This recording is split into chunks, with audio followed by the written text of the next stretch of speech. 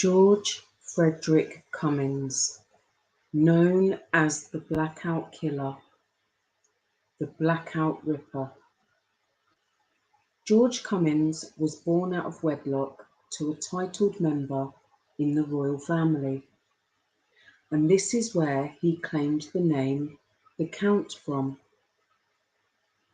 In the year 1936, George married a theatre producer secretary, and when the World War II began in 1939, he enlisted in the RAF. The streets and buildings in London were kept dark. The street lights were not lit, windows were painted over, and even if there was a little bit of light showing, people would be led to court and given a hefty fine. Everything had to be in complete darkness as a precaution against the air bombings. As the bombs flew upon the capital, Londoners took refuge in cellars, underground train stations, and public airfield shelters. In a period of 6 days in February 1942, George Frederick Cummins, 28 years old then, murdered 4 women and attacked 2 others. 3 of these women were mutilated after their death.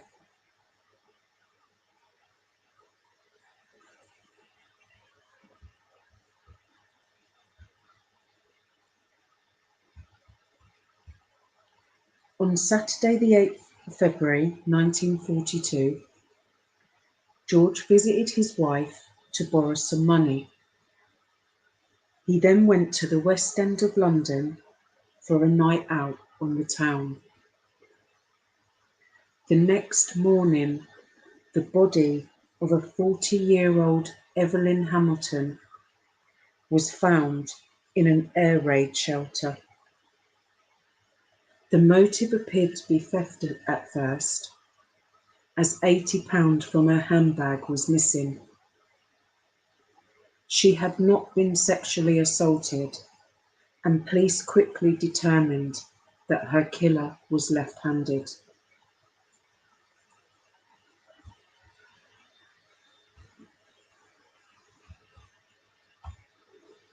The following night, Sunday the 9th of February 1942, George met a 35-year-old prostitute, Mrs. Evelyn Oatley. He took her back to her home, and the next day her body was found.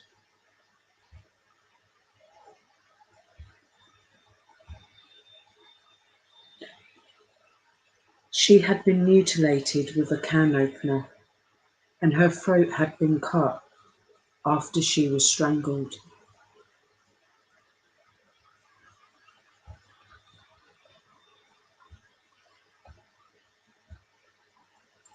On February the 13th, 1942, 43-year-old Miss Margaret Lowe was slaughtered in her flat.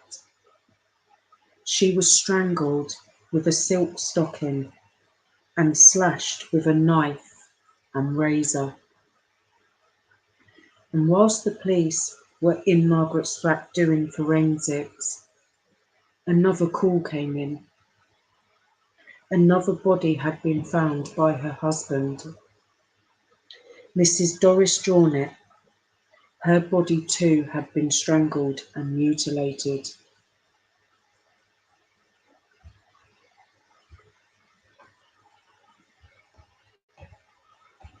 The next day, February the 14th, 1943, a woman, Mrs. Greta Hayward, got picked up by Cummins, and they both went for a drink. On the way home, Greta refused George's advances towards her and walked away to walk home by herself.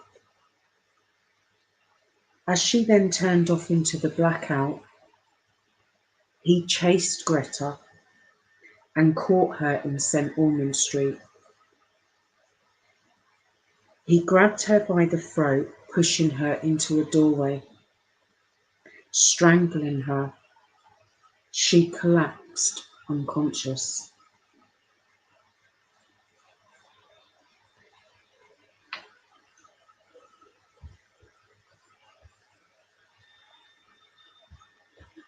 A delivery boy was passing by when he heard the sounds of struggle. He went to investigate, shouting out, "Who is there?" George ran off into the darkness, leaving his gas mask behind,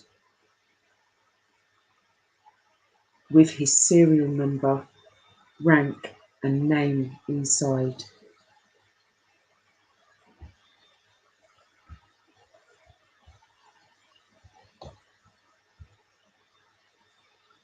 When the police caught up with George, he seemed to have the perfect alibi. His name was in the booking in and out book and showed he had been booked in before midnight all week. And this showed that he would have been at camp when the murders took place, as the murders took place in the early hours of the mornings. But it was established that it was a standard practice for the airmen to sign each other in and out.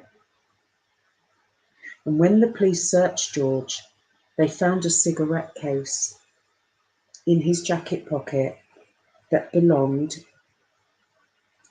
to Mrs. Lowe, and a fountain pen belonging to Mrs. Jornet. His fingerprints also matched the ones that were found on the tin opener in Evelyn's flat.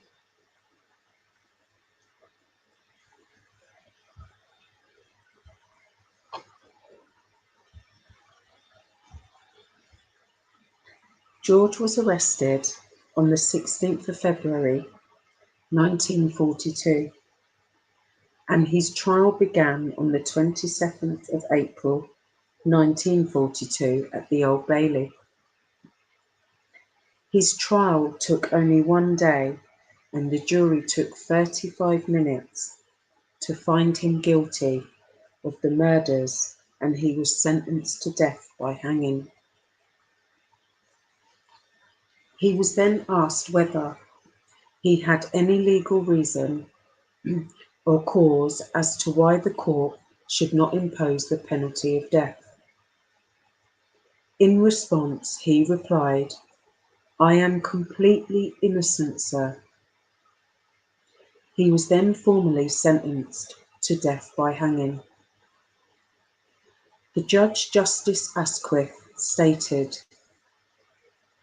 "Gordon Frederick Cummins, after a fair trial, you have been found guilty, and on a charge of murder. As you know, there is only one sentence which the law permits me to pronounce, and that you be taken from this court to a lawful prison, where you will be executed, be hanged by the neck until you are dead, and may God have mercy on your soul." The 25th of June 1942, the day of Cummins' execution.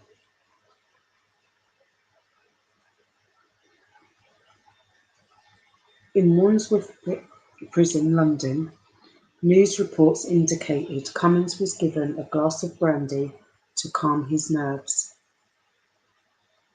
He then walked slowly to the scaffold with two wardens either side of him. Albert Pierpoint, the executioner, withdrew the trapdoor and Cummins was executed. The process lasted less than 2 minutes, and his execution was conducted during a German air raid upon London. He is the only convicted murderer in British criminal history known to have been executed during an air raid. And that's my story on Gordon Frederick Cummins, and, you know, researching it all through the newspaper reports, from him being arrested to his trial. He always said he was innocent, but some newspaper reports said that he had like 3 personalities, split personalities. So, you know, he did do the murders, but in probably one of them personalities, he was thinking that he didn't. That's what I've researched in here.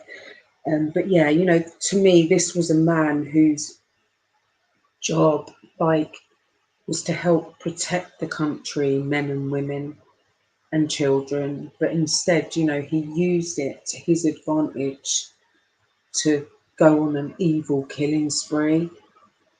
And he was trusted. And, you know, it was really sad, this story about these poor women, what they went through. And yeah, that's my story on George Frederick Cummins. If you've heard of the story before, please let us know in the comments below. If you've heard of something that I haven't said or researched, please let me know. If you like the video, please give it a thumbs up. And if you know of any stories or split personalities, if you know more about split personalities, please let us know. I'd be interested to see. And yeah, so if you like the video, please give it a thumbs up, please subscribe, and big love. Peace out.